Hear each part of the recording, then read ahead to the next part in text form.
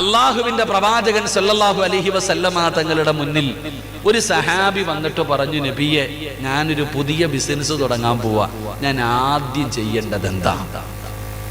അള്ളാന്റെ റസൂൽ സല്ലല്ലാഹു അലൈഹി വസല്ലമ തങ്ങളുടെ മുന്നിൽ വന്നിട്ട് ചോദിച്ചു, ഞാനൊരു കച്ചവടം തുടങ്ങാൻ പോവുക, എന്ത് ചെയ്യണം നബിയെ? നബി സല്ലല്ലാഹു അലൈഹി വസല്ലമ തങ്ങൾ അല്ലാഹുവിന്റെ പ്രവാചകൻ അവിടെന്ന് പറയുകയാണ്, യഖൂലു ഇദാ ഹമ്മ അഹദുകും ബിൽ അംരി, അല്ലാഹുവിന്റെ പ്രവാചകൻ സല്ലല്ലാഹു അലൈഹി വസല്ലമ തങ്ങൾ പറയുകയാണ്, ഫൽയുസല്ലി റകഅത്തിൻ മിൻ ദൂനിൽ ഫരീള. അല്ലാഹുവിന്റെ പ്രവാചകന്റെ മുന്നിൽ കച്ചവടം തുടങ്ങാൻ ആലോചിക്കുന്ന ഒരു മനുഷ്യനുണ്ടല്ലോ, റസൂലുള്ളാഹി തങ്ങളുടെ മുന്നിൽ വന്നിട്ട് ചോദിക്കുന്നു, നബിയേ, ഒരു കച്ചവടം തുടങ്ങാൻ പോവുകയാണ്, ഞാൻ ആദ്യമായിട്ട് ചെയ്യേണ്ടത് എന്താണ്? പോയിട്ട് കട നോക്കാനല്ല പറഞ്ഞത്, ബിൽഡിംഗ് കെട്ടാനല്ല പറഞ്ഞത്, പണം കൂട്ടാനല്ല പറഞ്ഞത്, അല്ലെങ്കിൽ പാർട്ണർമാരെ വിളിക്കാനല്ല റസൂലുള്ള പറഞ്ഞത്. അല്ലാഹുവിന്റെ റസൂല് പറഞ്ഞത് എന്തെന്നറിയുമോ?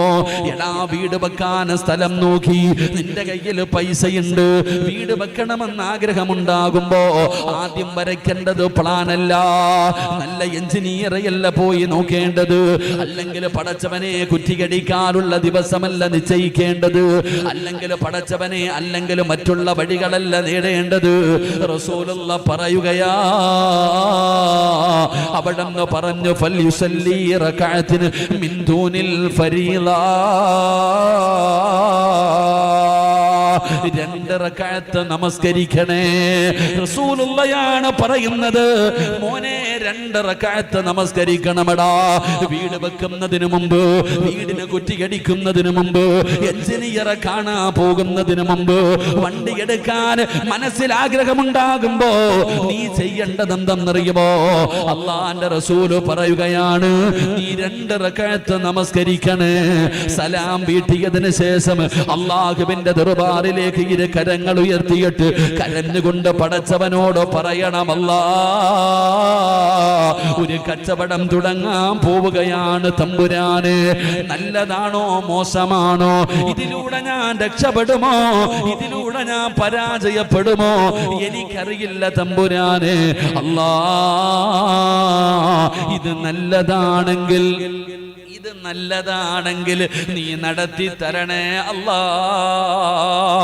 പോകുന്ന വഴികളൊക്കെ തുറന്നു തരണേ അല്ലാ. ഈ കച്ചവടത്തിലൂടെ ഞാൻ നഷ്ടപ്പെട്ടു പോകുമെങ്കിൽ, ഈ കച്ചവടത്തിലൂടെ ഞാൻ നശിച്ചു പോകുമെങ്കിൽ, ഈ വീട് കെട്ടുന്നതിലൂടെ ഞാൻ ദാരിദ്ര്യത്തിൽ പെട്ടുപോകുമെങ്കിൽ തടസ്സങ്ങൾ നൽകി ഇത് തട്ടി മാറ്റണേ അല്ലാ എന്ന് നീ നിസ്കരിച്ച് ദുആ ചെയ്യണമെന്ന് ആദരവായ പ്രവാചകൻ നബി മുഹമ്മദ് മുസ്തഫ, ആദരവായ പ്രവാചകൻ നബി മുഹമ്മദ് മുസ്തഫ സല്ലല്ലാഹു അലൈഹി വസല്ലം തങ്ങൾ പറഞ്ഞു, ആദ്യം ചെയ്യേണ്ടത് 2 റകഅത്ത് നിസ്കരിച്ചിട്ട് അള്ളാന്റെ കയ്യിൽ ഏൽപ്പിക്കണം. അള്ളാഹു ഈമാൻ തരുമാറാകട്ടെ, അള്ളാഹ് ഈമാൻ തരുമാറാകട്ടെ. നബി മുഹമ്മദ് മുസ്തഫ, മഹാനായ നബി മുഹമ്മദ് മുസ്തഫ സല്ലല്ലാഹു അലൈഹി വസല്ലമ തങ്ങളുടെ തൃപ്തിയും സഹായവും വേണം നീ രക്ഷപ്പെടണമെങ്കിൽ.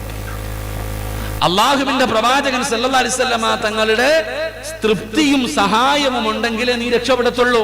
അതിനെന്തേ ചെയ്യണ്ടേ? അള്ളാഹുടെ സഹായം കിട്ടി, അള്ളാഹുവിന്റെ തൃപ്തി നിനക്ക് കിട്ടി. ഇനി പ്രവാചകൻ സല്ലല്ലാഹു അലൈഹി വസല്ലം തങ്ങളുടെ തൃപ്തി നിനക്കുണ്ടാകണം. വീട് വെച്ചാലും, വണ്ടി എടുത്താലും, പെണ്ണ് കെട്ടിയാലും, വസ്തു വാങ്ങിയാലും, കച്ചവടം തുടങ്ങിയാലും അള്ളാന്റെ തൃപ്തിയും വേണം, മുത്തുനബിയുടെ തൃപ്തിയും വേണം. അള്ളാഹുവിന്റെ റസൂലിന്റെ തൃപ്തി കിട്ടാനുള്ള എളുപ്പ വഴി അള്ളാന്റെ വിശുദ്ധമായ ഖുർആൻ പാരായണം ചെയ്യുമെന്ന് നബിയിന റസൂലുള്ളാഹി. എന്റെ പൊന്നുമോനെ, എടാ പൊന്നാര ചങ്ങാതി, വീട് വെക്കുന്നതിന് മുമ്പ് പള്ളിയിലെ ഉസ്താദിനെ വിളിച്ചിട്ട് ഒരു ഫാത്തിഹ എങ്കിലും ഓതിപ്പിക്കും. അത്ര ഞാൻ പറഞ്ഞുള്ളൂ. നിനക്ക് റസൂലുള്ളാഹി തങ്ങളുടെ സഹായം വേണോ? ഖുർആൻ ഓത്. പള്ളിയിലെ ഉസ്താദിനെ വിളിക്കണമെന്ന് ഞാൻ പറയുന്നില്ല, നീയെങ്കിലും ഇരുന്നിട്ട് ഒരു യാസീൻ ഓതടാ മോനെ. വണ്ടി എടുക്കാൻ പോകുന്നതിന് മുമ്പ്, കച്ചവടം തുടങ്ങാൻ പോകുന്നതിന് മുമ്പ് ഒരു യാസീൻ ഓതടാ. കാരണം എന്തെന്നറിയോ? ഖുർആനിൽ 114 സൂറത്തുണ്ട്. പക്ഷേ മരിച്ച വീട്ടിൽ പോയാലും യാസീൻ, കല്യാണ വീട്ടിൽ പോയാലും യാസീൻ, മൗലിദിന് പോയാലും യാസീൻ, എവിടെ പോയാലും യാസീൻ. എന്താ യാസീന്റെ പ്രത്യേകത? യാസീന്റെ പ്രത്യേകത റസൂലുള്ളാഹി സ്വല്ലല്ലാഹു അലൈഹി വസല്ലമ തങ്ങൾ പറഞ്ഞു, യാസീൻ ഓതുമ്പോൾ എന്തിനു വേണ്ടിയാണോ ഓതുന്നത് അത് അല്ലാഹു കൊടുക്കുമെന്ന് നബി മുഹമ്മദ് മുസ്തഫ. യാസീൻ ഓതുന്നത് പടച്ചവനെ എന്റെ കച്ചവടത്തിൽ ബർക്കത്തുണ്ടാകണം എന്ന് നിയത്ത് ചെയ്തിട്ട് ഓതിയ ബർക്കത്തുണ്ടാകും. പടച്ചവനെ എന്റെ വണ്ടി, പടച്ചവൻ എന്നെ അപകടങ്ങളെ തൊട്ട് നീ കാക്കണം, യാസീൻ ഓതിയ അത് തന്നെ ഉണ്ടാകും. റസൂലുള്ളാഹി തങ്ങൾ പറഞ്ഞു, യാസീൻ ഓതിയിട്ട് ദുആ ചെയ്താൽ അല്ലാഹു സ്വീകരിക്കുമെന്ന് നബിയിന റസൂലുള്ളാഹി. അതാ യാസീന്റെ പ്രത്യേകത, അതാണ് യാസീന്റെ പ്രത്യേകത. എടാ മരിച്ച് മുതിയങ്ങ പള്ളിയുടെ ഖബർസാനി കിടക്കുന്ന നിന്റെ വാപ്പാടെ ഖബറിന്റെ ചാരത്ത് പോയിട്ട് നീ യാസീൻ ഓതിയ നിന്റെ വാപ്പ 40 ദിവസം രക്ഷപ്പെട്ടു. റസൂലുള്ളാഹി തങ്ങൾ പറഞ്ഞു, ഖബറിന്റെ ചാരത്ത് പോയി നിന്ന് യാസീൻ ഓതിയാൽ 40 ദിവസം ഖബറാളികളുടെ ശിക്ഷ അല്ലാഹു മാറ്റിക്കൊടുക്കുമെന്ന് നബിയിന റസൂലുള്ളാഹി. അതുകൊണ്ട് മുത്തുനബിയുടെ അല്ലാഹുവിന്റെ റസൂലിന്റെ തൃപ്തിയും സഹായവും നിനക്ക് വേണമെങ്കിൽ നീ എന്ത് ചെയ്യണം? ഖുർആൻ ഓതണം, യാസീൻ ഓതണം. യാസീൻ ഓതിയില്ലെങ്കിലും ഒരു ഇഖ്ലാസ് എങ്കിലും ഓതും മോനെ, ഒരു ഫാത്തിഹ എങ്കിലും ഓത്, ഒരു സൂറത്തെങ്കിലും നീ ഓത്. ആ ഓതുന്നതിലൂടെ അല്ലാഹുവിന്റെ തൃപ്തിയും കിട്ടി. അപ്പൊ വീട് വെക്കണമെന്ന് തീരുമാനിച്ചപ്പോ 2 റക്അത്ത് നിസ്കരിച്ചിട്ട് ദുആ ചെയ്ത ആരെങ്കിലും ഉണ്ടെങ്കിൽ ഒന്ന് കൈപൊക്കിക്കേ.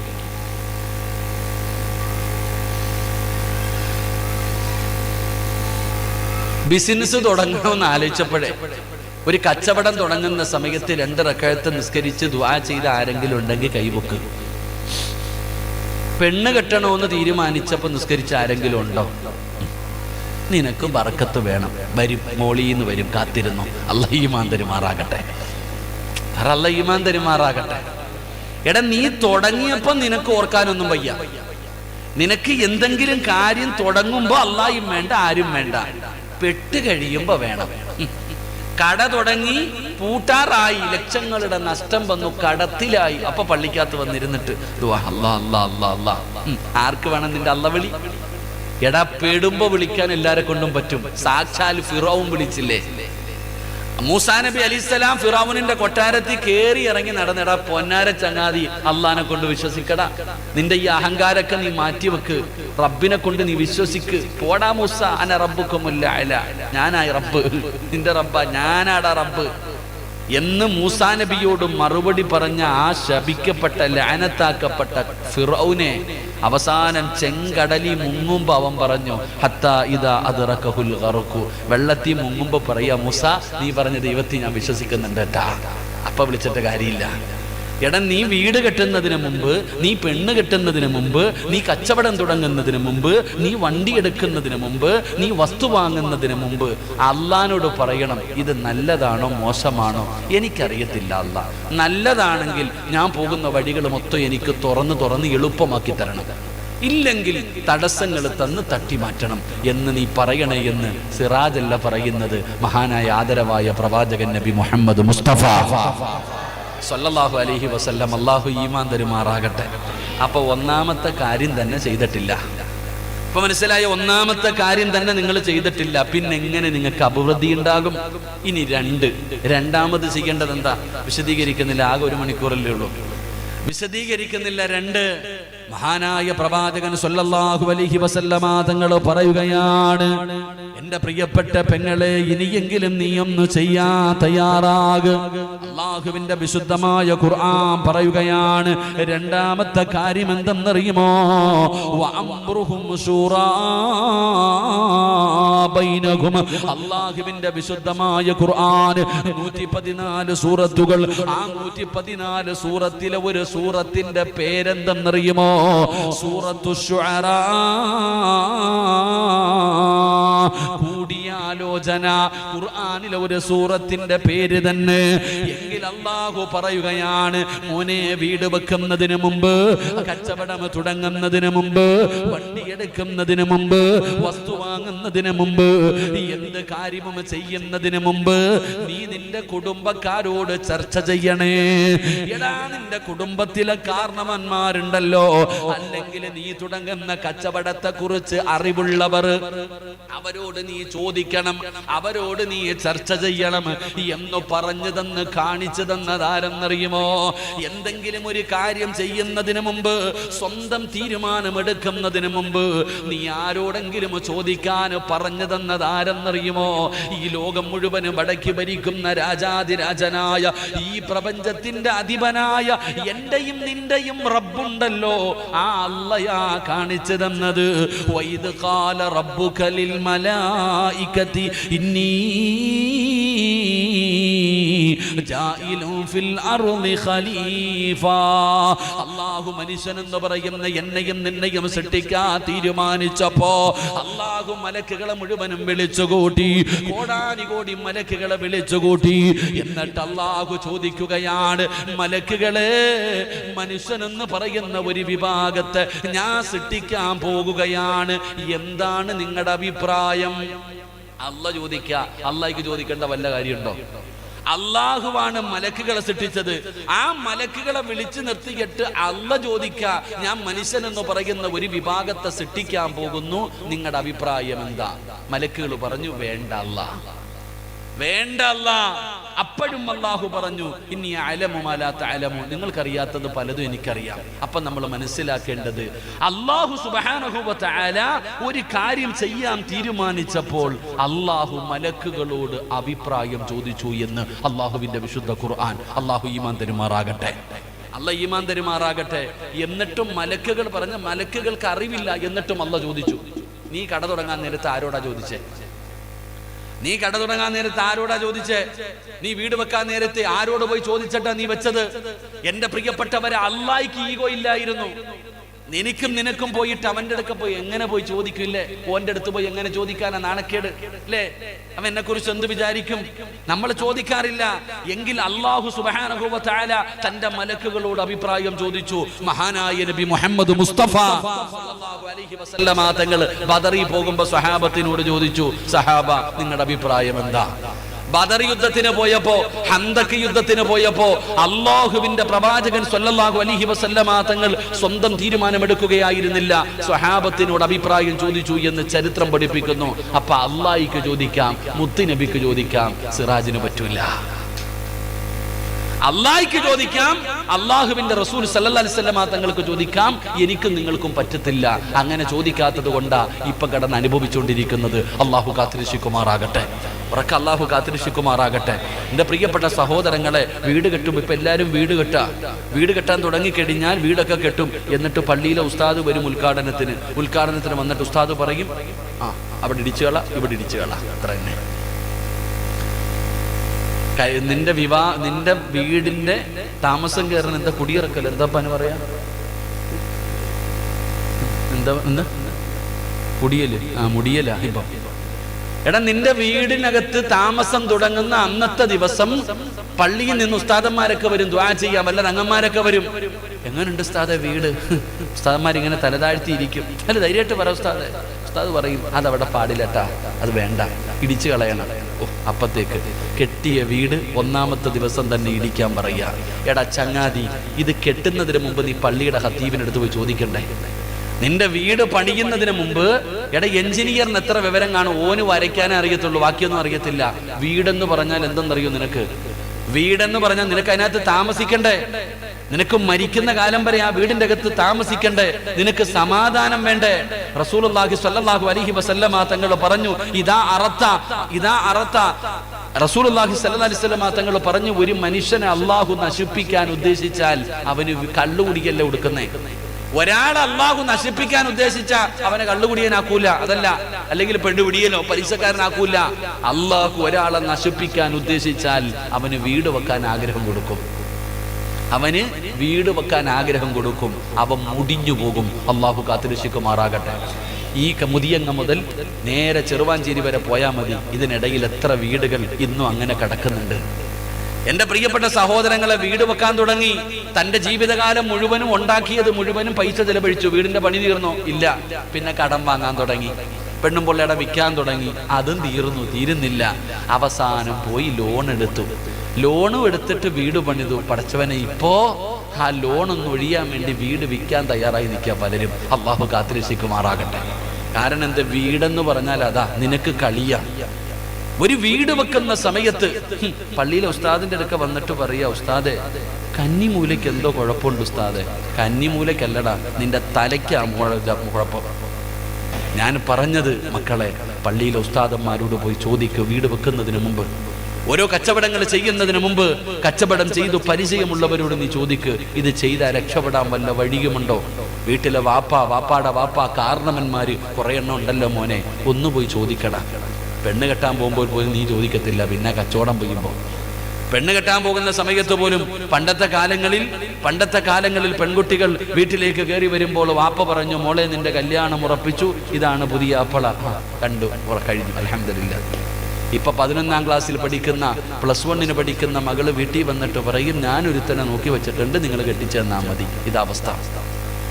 എന്നിട്ട് കടന്ന് അനുഭവിക്കുകയാ. അള്ളാഹു കാത്തുരക്ഷിക്കുമാറാകട്ടെ. അപ്പൊ 2 സിറാജ് പറഞ്ഞതല്ല, അള്ളയാ പറഞ്ഞത്. വഅംറുഹും ശൂറാ ബൈനഹും.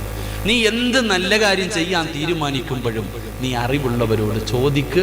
ഒറ്റയ്ക്ക് തീരുമാനമെടുക്കരുത്, മുഷാവറ ചെയ്ത് തീരുമാനമെടുക്ക്. അള്ളാഹു നിന്നെ രക്ഷപ്പെടുത്തും, പടച്ചവൻ നിന്നെ സഹായിക്കുമെന്ന് നബി മുഹമ്മദ് മുസ്തഫ. അള്ളാഹു നമുക്ക് ഈമാൻ നൽകുമാറാകട്ടെ. ഈമാൻ നൽകുമാറാകട്ടെ. 3 ഇങ്ങോട്ട് നോക്ക്. 3 അള്ളാഹുവിന്റെ റസൂൽ സല്ലല്ലാഹു അലൈഹി വസല്ലം തങ്ങൾ പറഞ്ഞു, അള്ളാഹുവിന്റെ തൃപ്തിയും അള്ളാഹുവിന്റെ സഹായവും നീ ഉറപ്പിക്കണം. കച്ചവടത്തിന് ഇറങ്ങുമ്പോ, ഒരു പുതിയ കച്ചവടത്തിന് ഇറങ്ങുമ്പോ നീ ഒരു കാര്യം ഉറപ്പിക്കണം, അള്ളാഹുടെ സഹായം ഉണ്ടോ ഇല്ലേ. അതാ നോക്കണ്ടേ. അള്ളാഹ് സഹായിച്ചില്ലെങ്കിൽ നീ പോയി. അള്ളാന്റെ സഹായം ഉറപ്പിച്ചിട്ട് വേണം നീ കച്ചവടത്തിന് ഇറങ്ങാൻ. അള്ളാന്റെ സഹായം ഉറപ്പിച്ചിട്ട് വേണം നീ വീട് വെക്കാൻ ഇറങ്ങാൻ. അള്ളാന്റെ സഹായം ഉറപ്പിച്ചിട്ട് വേണം നീ പെണ്ണ് കെട്ടാൻ ഇറങ്ങാൻ. അള്ളാന്റെ സഹായം ഉറപ്പിച്ചിട്ട് വേണം നീ വണ്ടി വാങ്ങാൻ ഇറങ്ങാൻ. അപ്പൊ റസൂലുള്ളാഹി തങ്ങളോട് സഹാബത്ത് ചോദിച്ചു, എങ്ങനെയാ നബിയെ അള്ളാന്റെ സഹായം കിട്ടാ, അള്ളാന്റെ തൃപ്തി കിട്ടാ? ഒരൊറ്റ ഉദാഹരണം ഞാൻ ചോദിക്കട്ടെ. പഴയ കാലങ്ങളിൽ നിങ്ങളുടെ വീട്ടിൽ ഒരു തെങ്ങ് വെച്ചു. നിങ്ങളുടെ വീടുകളിൽ നിങ്ങളുടെ വാപ്പ അല്ലെങ്കിൽ വാപ്പയുടെ വാപ്പ നിങ്ങളുടെ വീട്ടിൽ ഒരു തെങ്ങ് വെച്ചു. ആ തെങ്ങിൽ നിന്ന് ആദ്യമായിട്ട് കിളിക്കുന്ന തേങ്ങ എന്ത് ചെയ്യുമായിരുന്നു? പറ. നിനക്ക് മടിവല്ല ഉണ്ടോ? അല്ല, നിന്റെ മൊഴിയാൻ വല്ല പാടുണ്ടോ? നിങ്ങളുടെ വീട്ടിൽ ഒരു തെങ്ങിൽ നിന്ന് ആദ്യമായിട്ട് കിട്ടുന്ന തേങ്ങ എന്ത് ചെയ്യുമായിരുന്നു? പള്ളിക്ക് കൊടുക്കും. ഒരു 10 മുട്ട വെച്ചു, വിരിഞ്ഞാൽ ഒരു കോഴി ആർക്ക് കൊടുക്കും? പള്ളിക്ക് കൊടുക്കും. നിന്റെ വീട്ടിലോ? നീ വെട്ടി തിന്നും. അതന്നെ അവസ്ഥ. അവർക്ക് വിവരം ഉണ്ടായിരുന്നു, അവർക്ക് ബുദ്ധി ഉണ്ടായിരുന്നു. എന്റെ പ്രിയപ്പെട്ട സഹോദരങ്ങളെ, പണ്ടത്തെ കാലത്ത് അങ്ങനായിരുന്നു. അള്ളാഹുവിന്റെ റസൂൽ സല്ലല്ലാഹു അലൈഹി വസല്ലം തങ്ങൾ പറഞ്ഞു, ഹുബ്ബുൽ ഫുഖറാഇ വൽ മസാകീൻ. അള്ളാഹുവിന്റെ സഹായം വേണോ, അള്ളാഹുവിന്റെ തൃപ്തി വേണോ, ഒരു സദഖ കൊടുക്കടാ മോനെ. 10ാം ക്ലാസ്സിൽ പരീക്ഷ എഴുതാൻ പോകുന്ന കുട്ടികൾ പള്ളിയുടെ മുന്നിലെത്തുമ്പോൾ ഒരു 5 രൂപ പള്ളിയുടെ വഞ്ചിപ്പെട്ടിയിടും. എന്തിന്? വെറുതെ. ദൂരെ യാത്ര പോകുന്നവർ, ലോഡുമായിട്ട് പോകുന്നവർ പള്ളി കാണുമ്പോ ആ പള്ളിയുടെ മുന്നിൽ ഒരു വഞ്ചി കാണും. ആ വഞ്ചിയിൽ മുസ്ലിമും ഇടും, ഹൈന്ദവനും ഇടും, ക്രിസ്ത്യാനിയും ഇടും. എന്തിനാ ഇടുന്നേ? അള്ളാഹുടെ സഹായം കിട്ടാൻ. പക്ഷേ നീ വീട് വെച്ചപ്പോ ആർക്കാ പൈസ കൊടുത്തേ? നീ വണ്ടി 25 ലക്ഷത്തിന്റെ വണ്ടി എടുത്തപ്പോ ആർക്കാടെ പള്ളിയിൽ ഒരു 5 പൈസ നീ ഇട്ടോ? നീ നിന്റെ മക്കളെ കെട്ടിച്ചപ്പോ ഏതെങ്കിലും ഒരു പാവപ്പെട്ടവന് എന്തെങ്കിലും 1 ഗ്രാം നീ വാങ്ങിക്കൊടുത്തോ? എന്നിട്ട് നിനക്ക് ബറക്കത്ത് വേണം. അള്ളാഹു നമുക്ക് ഈമാൻ നൽകുമാറാകട്ടെ. ഉറക്കപ്പറ, അല്ലാഹു ഈമാൻ നൽകുമാറാകട്ടെ. മഹാനായ നബി മുഹമ്മദ് മുസ്തഫ സല്ലല്ലാഹു അലൈഹി വസല്ലമ തങ്ങൾ പറയുകയാണ്, അള്ളാഹുവിന്റെ റസൂല് പറയുകയാണ്, പടച്ച റബ്ബിന്റെ സഹായം നിനക്കുണ്ടാകണം, അള്ളാഹുവിന്റെ തൃപ്തി നിനക്കുണ്ടാകണം. ആ തൃപ്തി കിട്ടാറുള്ള എളുപ്പ വഴി എന്തെന്നറിയുമോ? ഹുബ്ബുൽ ഫുഖറാഇ വൽ മസാകീൻ. നീ പാവങ്ങളെ ഇഷ്ടപ്പെടൂ, പാവങ്ങളെ സഹായിക്കൂ, എന്തെങ്കിലും ഒരു സദഖ കൊടു. അള്ളാന്റെ പള്ളികളുണ്ടല്ലോ, മദ്രസകളുണ്ടല്ലോ, യതീംഖാനകളുണ്ടല്ലോ, യതീമായ മക്കളുണ്ടല്ലോ, പാവപ്പെട്ട പെൺകുട്ടികളുണ്ടല്ലോ, രോഗികളായി കിടന്ന കിടപ്പിൽ കിടന്ന് മലമൂത്ര വിസർജനം നടത്തുന്നവരുണ്ടല്ലോ. ആ പാവപ്പെട്ടവർക്ക് നീ ഒരു സദഖ കൊടുക്ക്. ആ സദഖ കൊടുക്കുന്നതിലൂടെ അല്ലാഹു നിന്നെ സഹായിക്കുകയാ. റസൂലുള്ളാഹി പറഞ്ഞല്ലോ, അസ്സദഖത്തു റദ്ദുൽ ബലായാ. സദഖ വിപത്തുകളെ തട്ടിമാറ്റുമെന്ന് ആദരവായ പ്രവാചകൻ നബി മുഹമ്മദ് മുസ്തഫ. ഏതൊക്കെ ആദരവായ പ്രവാചകൻ നബി മുഹമ്മദ് മുസ്തഫ അള്ളാന്റെ റസൂല് പറഞ്ഞു, നീ എന്തെങ്കിലും ഒരു സദഖ കൊടുക്ക്, അള്ളാഹു ഈമാൻ തരുമാറാകട്ടെ. വഅദ് പറയുന്ന ഉസ്താദിനൊന്നുമില്ല, കേൾക്കാൻ വന്നവർക്ക് ചായയും ബിസ്ക്കറ്റും കുടിക്ക്, അള്ളാഹു നമുക്ക് ഈമാൻ തരുമാറാകട്ടെ. മാസ്ക് ഒക്കെ എടുത്തിട്ട് കുടിക്കട്ടാ കേട്ടാ, മാസ്ക് എടുത്തിട്ട് ചിലപ്പോൾ എടുത്തൊരൊറ്റ കടി മാസ്ക് വെച്ചിട്ട് അങ്ങനെ വേണ്ട, കൊടുക്കൊടു അൽഹംദുലില്ലാ, അള്ളാഹ് ഈമാൻ തരുമാറാകട്ടെ. എന്ത് ചെയ്യാനാ പറഞ്ഞത്? സദഖ കൊടുക്കാൻ. എന്റെ പ്രിയപ്പെട്ട സഹോദരങ്ങളെ, സഹോദരിമാരെ, നിങ്ങളൊക്കെ വീട് വെച്ചപ്പോ 5 നയാ പൈസ പള്ളിയുടെ മുതിയങ്ങ പള്ളിയുടെ വഞ്ചിപ്പട്ടിയിൽ ഒരു 10 രൂപ ഇട്ടോ. മോനെ ഒരു 10 രൂപ ഇട്ടോ. ഒരൊറ്റ ഉദാഹരണം പറയാം. നമ്മളൊക്കെ മക്കളുടെ കല്യാണം നടത്താറുണ്ട്, മക്കളുടെ നിക്കാഹ് നടത്താറുണ്ട്. പടച്ചവനെ പന്തലുകാരനെ വിളിക്കും, ഇവിടെ മൊത്തവും പന്തല് കെട്ടണം, എത്ര രൂപ വേണം? 1 ലക്ഷം രൂപ. എടാ 95-ന് കെട്ടിയോ? ഇല്ലില്ല, 1 ലക്ഷം, നീ എടുത്തോ, ഓക്കെ. ഭക്ഷണം വെക്കുന്നവനെ വിളിക്കും, എത്ര വേണം? 2500 പേർക്ക് ഭക്ഷണം വേണം, എത്ര വേണം? 1 ലക്ഷം, എടുത്തോ. ക്യാമറമാനെ വിളിക്കും, എത്ര വേണം? 25,000 രൂപ, ഉറപ്പിച്ചു. ബൈക്ക് റാലി നടത്താൻ അതിനുള്ള ഞാൻ അങ്ങോട്ട് പോണില്ല, റെഡി. ഇതെല്ലാം ചെയ്തു, ഇതെല്ലാം നിങ്ങൾ ചെയ്തു. അങ്ങനെ അവസാനം നിന്റെ മകളുടെ നിക്കാഹ് മുതിയങ്ങ പള്ളിക്കകത്ത് വെച്ച് നടക്കാം. ഖത്തീബ് എന്താ ഇപ്പൊ ഇവിടുത്തെ? പോയില്ലേ, കുഴപ്പമില്ല, അള്ളാഹു അദ്ദേഹത്തിന് ദീർഘായുസ് കൊടുക്കുമാറാകട്ടെ. മുതിയങ്ങ പള്ളിക്കകത്ത് വെച്ചിട്ട് നിന്റെ മോന്റെ കെട്ട് നടക്കാം, നിന്റെ മകളുടെ നിക്കാഹ് നടക്കുകയാ. അങ്ങനെ നീ വിളിച്ചവരെല്ലാവരും വന്നു, പള്ളിക്കകത്ത് വന്നു. അവസാനം പള്ളിയിലെ ഖത്തീബ് വന്നിട്ട് കൈ പിടിച്ചു വെച്ചിട്ട് പറഞ്ഞു, ഉസവ്വിജുക അലാമ അമറല്ലാഹു തആല ബിഹി മിൻ ഇംസാകിൻ ബിമഅറൂഫിൻ ഔ തസ്രീഹിൻ ബിഇഹ്സാൻ. സവ്വജതുക വൻകഹതുക എന്നൊക്കെ പറഞ്ഞിട്ട് ഉസ്താദ് അങ്ങോട്ട് കല്യാണം നടത്തി. നിന്റെ നിക്കാഹ്, നിന്റെ മകളുടെ നിക്കാഹ് നടത്തി കൊടുത്തു. എന്നിട്ട് ഉസ്താദ് 2 കൈയും ഉയർത്തിയിട്ട് അള്ളാഹിനോട് പറയുക, അയ്യുഹൽ അറൂസാൻ ബാറകല്ലാഹു ലകുമാ വ ബാറക അലൈകുമാ വ ജമഅല്ലാഹു ബൈനകുമാ ഫീ ഖൈരിൻ വ ലുത്ഫിൻ വ ആഫിയ. എന്താ അർത്ഥം എന്നറിയോ? അല്ലാഹുവേ, ഈ നവദമ്പതികൾക്ക് നീ ബറക്കത്ത് ചെയ്യണേ അല്ലാ, നല്ല ജീവിതം കൊടുക്കണേ അല്ലാ, ഒത്തൊരുമ കൊടുക്കണേ അല്ലാ. ഉസ്താദ് നെഞ്ചു പൊട്ടിയിട്ട് ദുആ ചെയ്യുക. അപ്പം നിന്റെ വാപ്പ പോലും ചിലപ്പോൾ ഇങ്ങനെ വെച്ചിരിക്കണ കൈ, നിന്റെ വാപ്പ പോലും ചിലപ്പോ കൈ ഇങ്ങനെ താഴെ ഇട്ടിട്ടിരിക്കുക, അങ്ങോട്ടും ഇങ്ങോട്ടും നോക്കുക, ആമീൻ പറയണമെന്നില്ല. നിന്റെ കൂടപ്പുറപ്പ് ക്യാമറയും പിടിച്ചോണ്ട് ഇങ്ങനെ നടക്കുക. പലരും ഇങ്ങനെ ഭിത്തിയും ചാരിയിരിക്കുക, കാലും നീട്ടിയിട്ട്. നിനക്കൊരു നല്ല ജീവിതം കിട്ടാൻ വേണ്ടി ഏറ്റവും കൂടുതൽ ദുആ ചെയ്തത് പള്ളിയിലെ ഖത്തീബ. പക്ഷേ ആ പള്ളിയിലെ ഖത്തീബിന് കൈമടക്ക് കൊടുക്കേണ്ട സമയം വന്നപ്പോൾ വാപ്പാനോട് ചോദിച്ചു, എത്ര കൊടുക്കണമെന്ന്? 500 വേണോ 1000 വേണോ? നിന്റെ ജീവിതത്തിൽ നിന്റെ നിക്കാഹിന്റെ അന്ന് ഏറ്റവും വലിയ പുണ്യകർമ്മം ചെയ്ത് നിനക്ക് വേണ്ടി ദുആ ചെയ്തു തന്ന ആ പള്ളിയിലെ ഖത്തീബിന് കൊടുക്കാൻ പൈസയുടെ സമയമായപ്പോ നീ കണക്ക് നോക്കി. 3 മാസം കഴിഞ്ഞപ്പോ കമ്മിറ്റി ഓഫീസിൽ വന്നിരിക്കുക, ഉസ്താദെ 2 പേരും പിരിയാ നിക്ക, ഒന്ന് നേരെയാക്കി തരാൻ. അല്ലാഹു ഈമാൻ തരുമാറാകട്ടെ. കല്യാണത്തിന്റെ അന്ന് നിനക്ക് ഓർമ്മയില്ലായിരുന്നു, നിക്കാഹിന്റെ അന്ന് നിനക്ക് ഓർമ്മയില്ല. പക്ഷെ എന്ന് ഓർമ്മ വന്നു, മോളും ഭർത്താവും തമ്മിൽ അടിച്ച് പിരിഞ്ഞ് തലാഖിന്റെ വക്കിലെത്തിയപ്പോ പള്ളിക്കകത്ത് വന്നിരുന്നിട്ട് പറയാ, നേരെയാക്കാൻ. അപ്പോഴാണോടാ നേരെയാക്കേണ്ടത് വാപ്പ? ഞാൻ പറഞ്ഞു വന്നത്, അള്ളാഹുവിന്റെ സഹായവും തൃപ്തിയും ഉറപ്പിച്ചിട്ട് വേണം ഏതു പണിക്കും ഇറങ്ങാൻ. ഇല്ലാതെ കിടന്ന് കരഞ്ഞിട്ട് കാര്യമില്ല. അല്ലാഹു ഈമാൻ തരുമാറാകട്ടെ. അതിനുള്ള വഴി ഒരു 10 പൈസ, ഒരു 10 രൂപ, ഒരു 5 രൂപ അള്ളാഹു പറയുന്നു, പള്ളിക്കോ മദ്രസയ്ക്കോ യതീംഖാനയ്ക്കോ നിനക്ക് ഇഷ്ടമുള്ളവർക്ക് നീ കൊടുക്ക്, അള്ളാഹു നിന്നെ സഹായിക്കുമെന്ന് നബിയുനാ റസൂലുള്ളാഹി. 3 4 നിർത്താറായോ? സാധാ മടുക്കുമ്പോ പറയണം കേട്ടാ, കാരണം ഇത് വഴലല്ലല്ലോ, ക്ലാസ് അല്ലേ, അതുകൊണ്ട്. 4 മഹാനായ നബി മുഹമ്മദ് മുസ്തഫ, മഹാനായ നബി മുഹമ്മദ് മുസ്തഫ സല്ലല്ലാഹു അലൈഹി വസല്ലമ തങ്ങളുടെ തൃപ്തിയും സഹായവും വേണം നീ രക്ഷപ്പെടണമെങ്കിൽ. അള്ളാഹുവിന്റെ പ്രവാചകൻ സല്ലല്ലാഹു അലൈഹി വസല്ലമ തങ്ങളുടെ തൃപ്തിയും സഹായവും ഉണ്ടെങ്കിലേ നീ രക്ഷപ്പെടത്തുള്ളൂ. അതിനെന്തേ ചെയ്യണ്ടേ? അള്ളാഹുടെ സഹായം കിട്ടി, അള്ളാഹുവിന്റെ തൃപ്തി നിനക്ക് കിട്ടി. ഇനി പ്രവാചകൻ സല്ലല്ലാഹു അലൈഹി വസല്ലമ തങ്ങളുടെ തൃപ്തി നിനക്ക് ഉണ്ടാകണം. വീട് വെച്ചാലും, വണ്ടി എടുത്താലും, പെണ്ണ് കെട്ടിയാലും, വസ്തു വാങ്ങിയാലും, കച്ചവടം തുടങ്ങിയാലും അള്ളാന്റെ തൃപ്തിയും വേണം, മുത്തുനബിയുടെ തൃപ്തിയും വേണം. അള്ളാഹുവിന്റെ റസൂലിന്റെ തൃപ്തി കിട്ടാനുള്ള എളുപ്പ വഴി അള്ളാന്റെ വിശുദ്ധമായ ഖുർആൻ പാരായണം ചെയ്യുമെന്ന് നബിയുനാ റസൂലുള്ളാഹി. എന്റെ പൊന്നു മോനെ, എടാ പൊന്നാര ചങ്ങാതി, വീട് വെക്കുന്നതിന് മുമ്പ് പള്ളിയിലെ ഉസ്താദിനെ വിളിച്ചിട്ട് ഒരു ഫാത്തിഹ എങ്കിലും ഓതിപ്പിക്കും. അത്ര ഞാൻ പറഞ്ഞുള്ളൂ. നിനക്ക് റസൂലുള്ളാഹി തങ്ങളുടെ സഹായം വേണോ? ഖുർആൻ ഓത്. പള്ളിയിലെ ഉസ്താദിനെ വിളിക്കണമെന്ന് ഞാൻ പറയുന്നില്ല, നീയെങ്കിലും ഇരുന്നിട്ട് ഒരു യാസീൻ ഓതടാ മോനെ. വണ്ടി എടുക്കാൻ പോകുന്നതിന് മുമ്പ്, കച്ചവടം തുടങ്ങാൻ പോകുന്നതിന് മുമ്പ് ഒരു യാസീൻ ഓതടാ. കാരണം എന്തെന്നറിയോ? ഖുർആനിൽ 114 സൂറത്തുണ്ട്. പക്ഷേ മരിച്ച വീട്ടിൽ പോയാലും യാസീൻ, കല്യാണ വീട്ടിൽ പോയാലും യാസീൻ, മൗലിദിന് പോയാലും യാസീൻ, എവിടെ പോയാലും യാസീൻ. എന്താ യാസീന്റെ പ്രത്യേകത? യാസീന്റെ പ്രത്യേകത റസൂലുള്ളാഹി സ്വല്ലല്ലാഹു അലൈഹി വസല്ലമ തങ്ങൾ പറഞ്ഞു, യാസീൻ ഓതുമ്പോൾ എന്തിനു വേണ്ടിയാണോ ഓതുന്നത് അത് അല്ലാഹു കൊടുക്കുമെന്ന് നബി മുഹമ്മദ് മുസ്തഫ. യാസീൻ ഓതുന്നത് പടച്ചവനെ എന്റെ കച്ചവടത്തിൽ ബർക്കത്തുണ്ടാകണം എന്ന് നിയത്ത് ചെയ്തിട്ട് ഓതിയ ബർക്കത്തുണ്ടാകും. പടച്ചവനെ എന്റെ വണ്ടി, പടച്ചവൻ എന്നെ അപകടങ്ങളെ തൊട്ട് നീ കാക്കണം, യാസീൻ ഓതിയ അത് തന്നെ ഉണ്ടാകും. റസൂലുള്ളാഹി തങ്ങൾ പറഞ്ഞു, യാസീൻ ഓതിയിട്ട് ദുആ ചെയ്താൽ അല്ലാഹു സ്വീകരിക്കുമെന്ന് നബിയിന റസൂലുള്ളാഹി. അതാ യാസീന്റെ പ്രത്യേകത, അതാണ് യാസീന്റെ പ്രത്യേകത.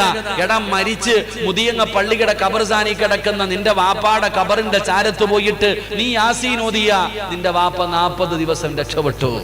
റസൂലുള്ളാഹി തങ്ങൾ പറഞ്ഞു, ഖബറിന്റെ ചാരത്ത് പോയി നിന്ന് യാസീൻ ഓതിയാൽ 40 ദിവസം ഖബറാളികളുടെ ശിക്ഷ അല്ലാഹു മാറ്റിക്കൊടുക്കുമെന്ന് നബിയിന റസൂലുള്ളാഹി. അതുകൊണ്ട് മുത്തുനബിയുടെ, അല്ലാഹുവിന്റെ റസൂലിന്റെ തൃപ്തിയും സഹായവും നിനക്ക് വേണമെങ്കിൽ നീ എന്ത് ചെയ്യണം? ഖുർആൻ ഓതണം, യാസീൻ ഓതണം.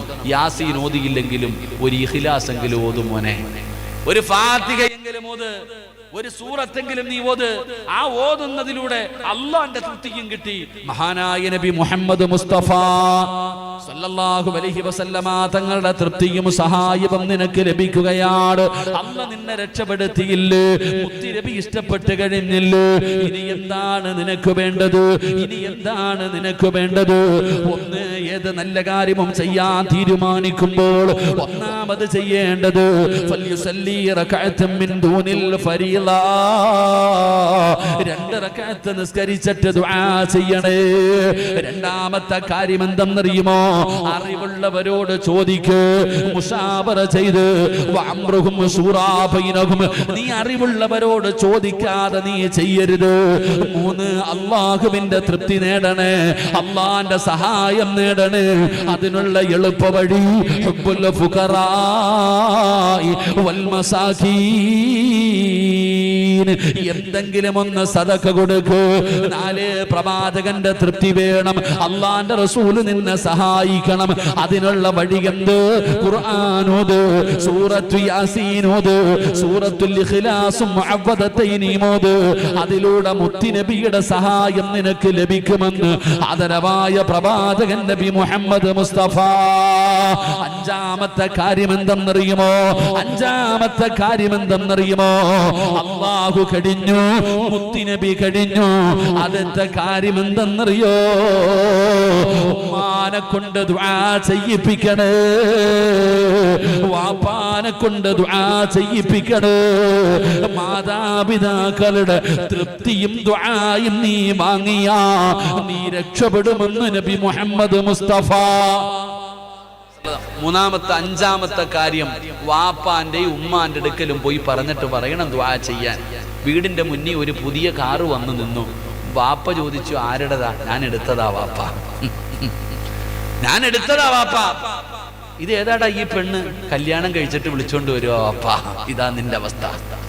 ഒരു കച്ചവടം തുടങ്ങി, മുതിയങ്ങയില് ചെറുവാഞ്ചേരിയില് കൂത്തുപറമ്പിൽ ഒരു കട തുടങ്ങി. ലക്ഷങ്ങളുടെ കടം വന്നിട്ട് അവസാനം വീടിന്റെ അകത്ത് ബെഡ്റൂമിൽ ചെന്നപ്പോ പെണ്ണുമ്പിള്ള എടുത്ത് പറഞ്ഞു, എടി പൊന്നാര ഐഷ മൊത്തവും പോയടി. അങ്ങനെ തന്നെ വേണേക്കാ നിങ്ങൾക്ക്. സ്വന്തം പെണ്ണുമ്പിള്ള പറയാ, അങ്ങനെ തന്നെ വേണം. അന്നേ ഞാൻ പറഞ്ഞല്ലേ ഈ പണിക്കിറങ്ങണ്ടാന്ന്. ലക്ഷങ്ങളുടെ കടം വന്നിട്ട് ബെഡ്റൂമിൽ ചെന്നപ്പോ കൂടെ കിടക്കുന്നവള് പറയാ, നിങ്ങൾക്ക് അങ്ങനെ തന്നെ വേണം. ഉടനെ അവിടുന്ന് സമാധാനമില്ലാതെ വെളിയിൽ വന്നിട്ട് ഹാളിൽ വന്നിട്ട് കാല് നീട്ടിക്കിട്ട് ലൈറ്റ് ഓഫ് ആക്കിയിട്ടിരിക്കുക. ഉമ്മ വന്നിട്ട് ചോദിക്കുന്നു, എന്തേ മോനെ ഉറങ്ങണില്ലേ? എന്തേ ഉമ്മ ഉറങ്ങണില്ലേ? ഉമ്മ കച്ചവടമൊക്കെ പോയി ഉമ്മ, എല്ലാം നഷ്ടത്തിലായി. പോട്ട മോനെ, അല്ല സഹായിക്കൂടാ. അതാ ഉമ്മ. എല്ലാം നഷ്ടപ്പെട്ടിട്ട് നീ ഇരിക്കുമ്പോഴും ഉമ്മയ്ക്ക് പരാതിയൊന്നുമില്ല. ഉമ്മ പറയും, അള്ളാഹു നിന്നെ സഹായിക്കും, നീ പേടിക്കണ്ട. അള്ളാഹു നമുക്ക് ഈമാൻ തരുമാറാകട്ടെ. എൻ്റെ പ്രിയമുള്ള സഹോദരങ്ങളെ, മുഅ്മിനീങ്ങളെ, ഞാൻ പറഞ്ഞു വന്നത്, നീ ബാപ്പാനോടും ഉമ്മാനോടും പറഞ്ഞിട്ട് ദുആ ചെയ്യിപ്പിക്കണം. അവരുടെ ദുആ നിന്റെ ജീവിതത്തിൽ വലിയ ഒരു ഘടകമാണ് രക്ഷപ്പെടാൻ. എന്റെ പ്രിയപ്പെട്ട സഹോദരങ്ങളെ, ചരിത്രം എടുത്തു നോക്ക്. നമ്മളിൽ എത്ര പേരാ ഉമ്മാനോടും ബാപ്പാനോടും പറയുന്ന? പെണ്ണുമ്പിള്ള അടുത്ത് എല്ലാം പറയും. ഞാനും നിങ്ങളും ഭാര്യയുടെ അടുത്ത് പോയിട്ട് എല്ലാ കാര്യങ്ങളും പറയും. പക്ഷേ അതിനകത്ത് ചർച്ച ചെയ്യുന്ന ഉമ്മ വെളിയിൽ നിന്ന് കേൾക്കണേ. ഒരൊറ്റ ഉദാഹരണം ഞാൻ ചോദിക്കട്ടെ. എത്രയോ കേരളത്തിലെ ഏറ്റവും വലിയ സമ്പന്നന്മാരുടെ ചരിത്രം എടുത്തു നോക്ക്. രാവിലെ അവർ വൈകുന്നേരം കച്ചവടം കഴിഞ്ഞ് വീട്ടിൽ കയറി വന്നാൽ നേരെ ഉമ്മ ഉണ്ടോ വാപ്പ ഉണ്ടോ മാതാപിതാക്കൾ ഉണ്ടെങ്കിൽ അവരുടെ റൂമിൽ പോയിട്ട് താക്കോല് തലകണിയുടെ അടിയിൽ വെച്ചിട്ട് ഉമ്മായെ പോയി കാണും. ഉമ്മാടെയും വാപ്പാടെയും റൂമിൽ പോയി ആ കടയുടെ താക്കോല് കൊണ്ടുപോയിട്ട് അവരുടെ കയ്യിൽ കൊടുത്തിട്ട് ഉമ്മാനും വാപ്പാനോടും ഒരു 2 മിനിറ്റ് സംസാരിച്ചിട്ട് പെണ്ണുമ്പിള്ള എടുത്ത് പോത്തുള്ളൂ. രാവിലെ കച്ചവടത്തിന് പോകാൻ ഇറങ്ങുമ്പോൾ കുളിച്ചൊരുങ്ങി ഭക്ഷണം കഴിച്ചു നേരെ ഉമ്മാടെ റൂമിൽ പോയിട്ട് ഉമ്മാടെ കയ്യിൽ നിന്ന് താക്കോല് വാങ്ങും. ഉമ്മാടെ കയ്യിൽ നിന്ന് താക്കോല് വാങ്ങും. എന്നിട്ട് കച്ചവടത്തിന് പോകും. അവരൊക്കെ രക്ഷപ്പെട്ടു. നീയോ? കച്ചവടം കഴിഞ്ഞിട്ട് നേരെ കൊണ്ടുപോയി പെണ്ണുമ്പിള്ളയുടെ കയ്യിൽ താക്കോലും പൈസയും കൊടുത്തിട്ട് പറയും, പൂട്ടി വെച്ചോ, കാണിക്കണ്ട. ഞാൻ എടുത്തതാ വാപ്പ. ഇത് ഏതാടാ ഈ പെണ്ണ്? കല്യാണം കഴിച്ചിട്ട് വിളിച്ചോണ്ട് വരുവോ വാപ്പാ? ഇതാ നിന്റെ അവസ്ഥ. ഒരു കച്ചവടം തുടങ്ങി. മുതിയങ്ങയില് ചെറുവാഞ്ചേരിയില് കൂത്തുപറമ്പിൽ ഒരു കട തുടങ്ങി. ലക്ഷങ്ങളുടെ കടം വന്നിട്ട് അവസാനം വീടിൻ്റെ അകത്ത് ബെഡ്റൂമിൽ ചെന്നപ്പോ പെണ്ണുമ്പിള്ള എടുത്ത് പറഞ്ഞു, എടി പൊന്നാര ഐഷ മൊത്തവും പോയടി. അങ്ങനെ തന്നെ വേണേക്കാ നിങ്ങൾക്ക്. സ്വന്തം പെണ്ണുമ്പിള്ള പറയാ അങ്ങനെ തന്നെ വേണം. അന്നേ ഞാൻ പറഞ്ഞല്ലേ ഈ പണിക്കിറങ്ങണ്ടാന്ന്. ലക്ഷങ്ങളുടെ കടം വന്നിട്ട് ബെഡ്റൂമിൽ ചെന്നപ്പോ കൂടെ കിടക്കുന്നവള് പറയാ നിങ്ങൾക്ക് അങ്ങനെ തന്നെ വേണം. ഉടനെ അവിടുന്ന് സമാധാനമില്ലാതെ വെളിയിൽ വന്നിട്ട് ഹാളിൽ വന്നിട്ട് കാല് നീട്ടിക്കിട്ട് ലൈറ്റ് ഓഫ് ആക്കിയിട്ടിരിക്കുക. ഉമ്മ വന്നിട്ട് ചോദിക്കുന്നു, എന്തേ മോനെ ഉറങ്ങണില്ലേ? എന്തേ ഉമ്മ ഉറങ്ങണില്ലേ? ഉമ്മ കച്ചവടമൊക്കെ പോയി ഉമ്മ, എല്ലാം നഷ്ടത്തിലായി. പോട്ട മോനെ, അല്ല സഹായിക്കൂടാ. അതാ ഉമ്മ. എല്ലാം നഷ്ടപ്പെട്ടിട്ട് നീ ഇരിക്കുമ്പോഴും ഉമ്മയ്ക്ക് പരാതിയൊന്നുമില്ല. ഉമ്മ പറയും, അള്ളാഹു നിന്നെ സഹായിക്കും, നീ പേടിക്കണ്ട. അള്ളാഹു നമുക്ക് ഈമാൻ തരുമാറാകട്ടെ. എൻ്റെ പ്രിയമുള്ള സഹോദരങ്ങളെ, മുഅ്മിനീങ്ങളെ, ഞാൻ പറഞ്ഞു വന്നത്, നീ വാപ്പാനോടും ഉമ്മാനോടും പറഞ്ഞിട്ട് ദുആ ചെയ്യിപ്പിക്കണം. അവരുടെ ദുആ നിന്റെ ജീവിതത്തിൽ വലിയ ഒരു ഘടകമാണ് രക്ഷപ്പെടാൻ. എൻ്റെ പ്രിയപ്പെട്ട സഹോദരങ്ങളെ, ചരിത്രം എടുത്തു നോക്ക്. നമ്മളിൽ എത്ര പേരാ ഉമ്മാനോടും ബാപ്പാനോടും പറയുന്ന? പെണ്ണുമ്പിള്ള അടുത്ത് എല്ലാം പറയും. ഞാനും നിങ്ങളും ഭാര്യയുടെ അടുത്ത് പോയിട്ട് എല്ലാ കാര്യങ്ങളും പറയും. പക്ഷേ അതിനകത്ത് ചർച്ച ചെയ്യുന്ന ഉമ്മ വെളിയിൽ നിന്ന് കേൾക്കണേ. ഒരൊറ്റ ഉദാഹരണം ഞാൻ ചോദിക്കട്ടെ. എത്രയോ കേരളത്തിലെ ഏറ്റവും വലിയ സമ്പന്നന്മാരുടെ ചരിത്രം എടുത്തു നോക്ക്. രാവിലെ അവർ വൈകുന്നേരം കച്ചവടം കഴിഞ്ഞ് വീട്ടിൽ കയറി വന്നാൽ നേരെ ഉമ്മ ഉണ്ടോ വാപ്പ ഉണ്ടോ മാതാപിതാക്കൾ ഉണ്ടെങ്കിൽ അവരുടെ റൂമിൽ പോയിട്ട് താക്കോല് തലകണിയുടെ അടിയിൽ വെച്ചിട്ട് ഉമ്മായെ പോയി കാണും. ഉമ്മാടെയും വാപ്പാടെയും റൂമിൽ പോയി ആ കടയുടെ താക്കോല് കൊണ്ടുപോയിട്ട് അവരുടെ കയ്യിൽ കൊടുത്തിട്ട് ഉമ്മാനും വാപ്പാനോടും ഒരു 2 മിനിറ്റ് സംസാരിച്ചിട്ട് പെണ്ണുമ്പിള്ള എടുത്ത് പോത്തുള്ളൂ. രാവിലെ കച്ചവടത്തിന് പോകാൻ ഇറങ്ങുമ്പോൾ കുളിച്ചൊരുങ്ങി ഭക്ഷണം കഴിച്ചു നേരെ ഉമ്മാടെ റൂമിൽ പോയിട്ട് ഉമ്മാടെ കയ്യിൽ നിന്ന് താക്കോല് വാങ്ങും. ഉമ്മാടെ കയ്യിൽ നിന്ന് താക്കോല് വാങ്ങും. എന്നിട്ട് കച്ചവടത്തിന് പോകും. അവരൊക്കെ രക്ഷപ്പെട്ടു.